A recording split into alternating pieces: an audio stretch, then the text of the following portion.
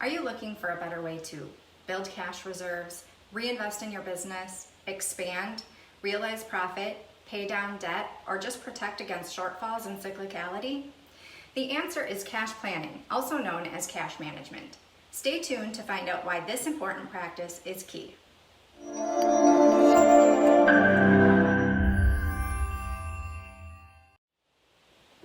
I'm Kristie Van Pay with Prosperity Bookkeeping, and I created this channel to help take the guesswork out of small business finances.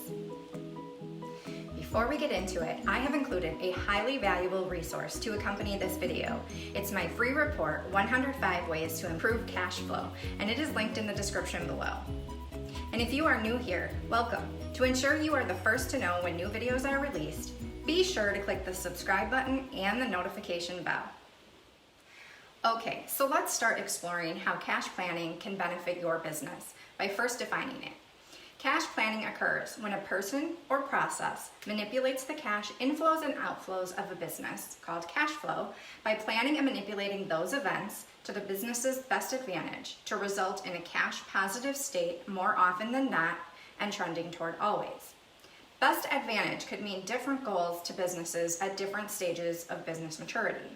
For example, they may want to build cash reserves or reinvest in an element of the business. Maybe they want to expand or realize profit, pay down their debt, or just protect against shortfalls and cyclicality. On a detailed level, managing cash can involve practical activities. Let's take a look at an example of what this might look like. Okay, so let's take a look at some of the detailed activity that we can do to do some cash planning. So this is our software that we use to do cash planning. And what this is telling us right now, this line is telling us, is how much cash we're going to have in our bank accounts at specific points in time based on things that have already happened and things that could happen. So the things that have already happened might be invoices that have been billed to customers but haven't been collected yet. So we know at some point in the future we're going to collect on those invoices, and it could be vendor bills that we've entered into the system but haven't paid them yet. So we know at some point in the future we're going to need to pay them.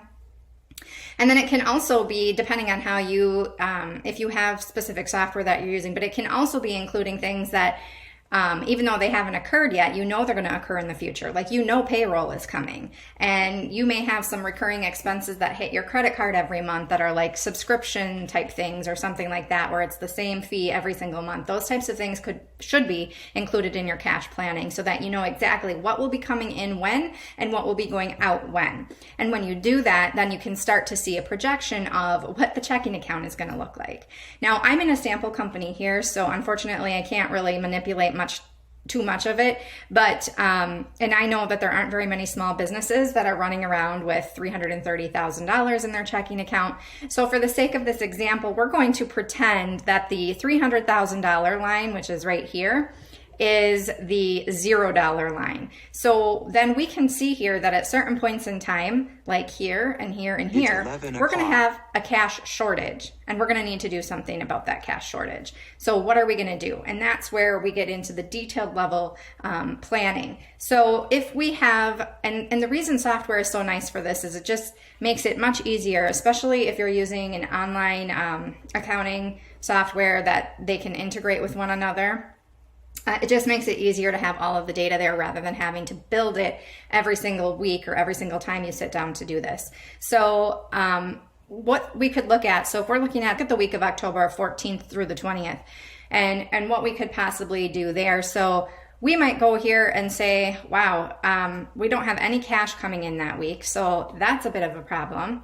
And then we do have $41,000 going out the door that week, which is a big sum of money. So what are we going to do about that? So the first thing that we could do is try to get some money into our bank accounts sooner. So we could look over here and see that we have some invoices coming due in 2 weeks from now. And those invoices, maybe we can give them some type of an incentive to pay a little bit earlier.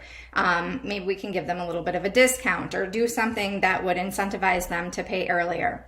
We could also try and collect invoices that are overdue. So there may be, like, let's say for instance that this McDavid Consulting didn't pay their bill and it's still outstanding even though it was due 2 weeks ago. We can try to get that collected so that we can add $21,000 to our bank account.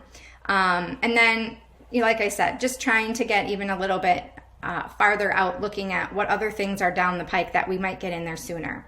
If that's not possible, or if you don't have that type of a relationship with your customers that you would feel comfortable asking for payment sooner than later, then you have to look at what is going out and what can you do to prolong that a little bit. So maybe, you have this creative director bill that's coming due, and you know that you're actually paying it a little bit sooner than you need to. So you could delay that a little bit. And maybe there's a few others here that you could delay as well. So this is the type of thing I'm talking about when I'm talking about detailed cash planning, the detailed activities that you can do in cash planning. So now that you've seen the detailed level cash planning, let's look at high level cash planning and what that means. When we talk about high level cash planning, what we're really talking about is forecasting, setting goals, and we like to look at this on I would say, a quarterly basis, maybe an annual basis, and maybe even up to like 3 years into the future. But I probably wouldn't go too much farther than that, because as we've recently seen with all of the upset in the world in the last couple of years, anything can change at any given moment in time. So don't want to spend too much time getting out much farther than that. But if that's something you like and that's what you want to do, then obviously nobody's stopping you from doing that. So what we have here now is sales projections. So when we're looking at, right now we're looking at this on a weekly basis. You probably don't want to get down to that nitty gritty, but let's say we're looking at quarterly basis here. So I'm going to change that. Okay, so we're looking at a quarterly basis here, and we want to know, okay, well, if we increased sales by 5%, what would that look like? This allows you to model that out so that you can kind of see how that's going to look.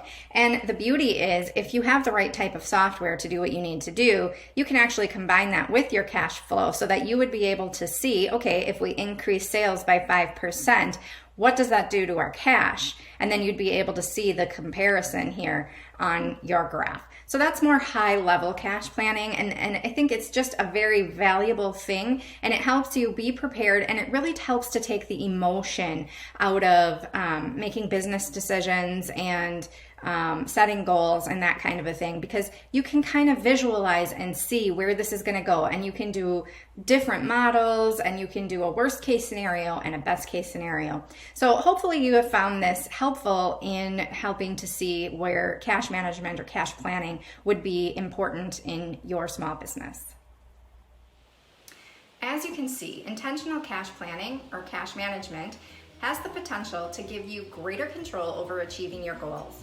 I have given you a few examples here of what active cash management looks like, but if you would like more examples of effective cash management planning activities, download my free report, 105 Ways to Improve Cash Flow, linked in the description below. If you found this video helpful, please don't forget to give it a thumbs up. And if you haven't already done so, subscribe to the channel. Comment below, which of these goals is important to your business right now?